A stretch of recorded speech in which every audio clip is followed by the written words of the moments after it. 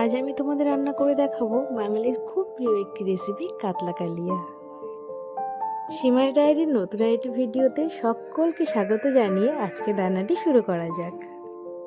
কাতলা কালিয়া বানানোর জন্য আমি প্রথমে মাছগুলো খুব ভালো করে ম্যারিনেট করে নেব। মাছগুলো ম্যারিনেট করার জন্য আমি এখানে দিয়ে দিচ্ছি হলুদ আর পরিমাণ মতো লবণ। এবার মাছগুলো খুব ভালো করে নাড়িয়ে চাড়িয়ে মাখিয়ে নিতে হবে। প্রতিটা মাছের পিসের মধ্যে যেন হলুদ আর লবণটা খুব ভালো করে লেগে যায়। এবার আমরা খুব ভালোভাবে মাছগুলি ভেজে নেব। মাছগুলি ভাজার জন্য এখানে আমরা কড়াইয়ে তেল গরম করে নিয়েছি। কড়াইয়ের তেলটা খুব ভালোভাবে গরম হয়ে যাওয়ার পর একটা একটা করে মাছ কড়াইয়ে দিয়ে দেবো। আমরা খুব বেশি মাছ কড়াইয়ে দেবো না, কারণ অনেক মাছ একসঙ্গে দিলে উল্টানোর সময় মাছগুলো ভেঙে যাওয়ার সম্ভাবনা থাকে। সেই জন্য আমি এখানে 6টা মতো মাছের পিস দিয়ে দিয়েছি। এবার আমরা এগুলো উল্টে পাল্টে ভেজে নেব। খুব ভালো করে আর কড়া করে ভাজতে হবে। সব মাছগুলো আমি মিডিয়াম টু হাই ফ্লেমে দিয়ে ভেজে নিয়েছি। দেখো আমার মাছগুলোতে খুব সুন্দর একটা গোল্ডেন কালার চলে এসেছে। তো আমার মাছগুলো এবার ভাজাও হয়ে গেছে। মাছগুলো সব আমি এক এক করে তুলে নেব।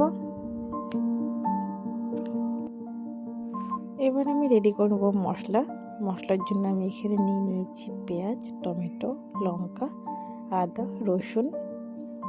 আরও কিছু মশলা দেবো, সেগুলো তোমাদের পরে দেখাচ্ছি। এখন এখানে আদা আর রসুনটা পেস্ট করে নেব। আর পেঁয়াজ, টমেটো, লঙ্কা অল্প একটু তেলে 4 থেকে 5 মিনিট গোল্ডেন ব্রাউন করে ফ্রাই করে নেব। তোমরা দেখতেই পাচ্ছ পেঁয়াজগুলো আমি মোটা মোটা করে কেটেছি, একদম পাতলা করিনি। পেঁয়াজ আর টমেটো ফ্রাই করার মাঝে আমি আদা রসুনের পেস্ট করে নিলাম। আর এইদিকে আমার টমেটো পেঁয়াজ ফ্রাই হয়ে গেছে, দেখতেই পাচ্ছ হালকা একটা গোল্ডেন কালার এসছে। সে অবস্থায় আমি নামিয়ে নিয়েছি। এগুলোকে আমি ব্লেন্ড করে নিলাম।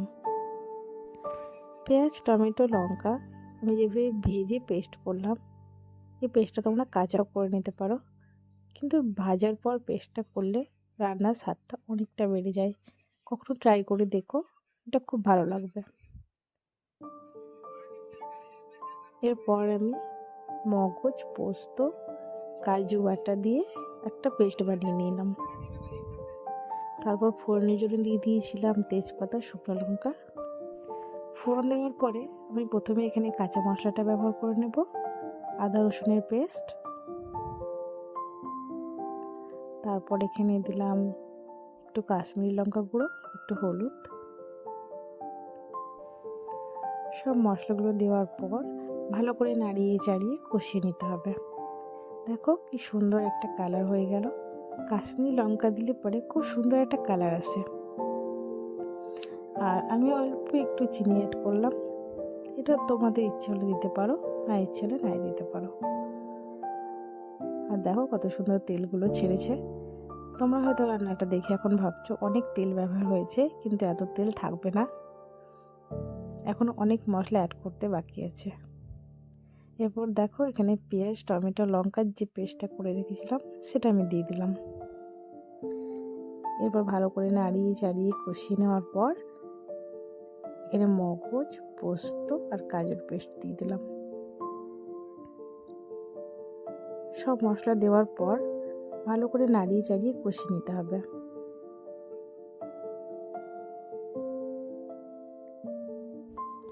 তোমরা চাইলে এখানে একটু টক দইও ব্যবহার করতে পারো। আমার কাছে যেহেতু ছিল না, সেই জন্য আমি ব্যবহার করিনি। এবার আমি একটু মিট মশলা আর ধনে গুঁড়ো দিয়ে ভালো করে নাড়িয়ে চাড়িয়ে কষিয়ে নেব। রান্নার ক্ষেত্রে কষাটা যত ভালো হবে রান্নার স্বাদটা ততটাই বেড়ে যায়। আমার কষানো প্রায় হয়ে এসেছে। দেখো হালকা হালকা তেল ছেড়ে দিয়েছে।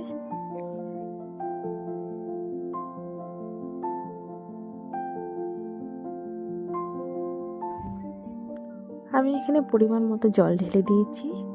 আমি এখানে ব্যবহার করেছি গরম জল। জলটা আমি আগেই গরম করে নিয়েছিলাম। এবার আমি একে একে মাছগুলো দিয়ে দেব।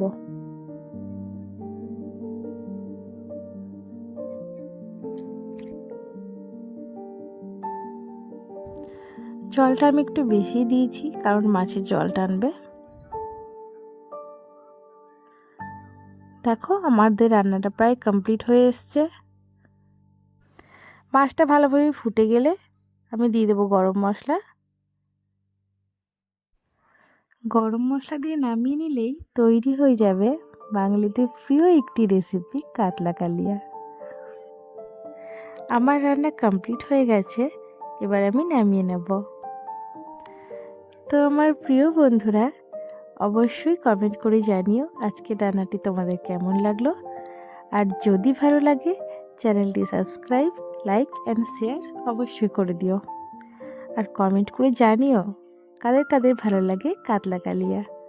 আমার তো খুব প্রিয়। তো চলো বন্ধুরা, এখনকার মতো বিদায় নিলাম। আবার দেখা হবে নতুন একটি ভিডিওর সাথে। ততক্ষণ তোমরা সবাই খুব ভালো থেকো, সুস্থ থেকো। টাটা।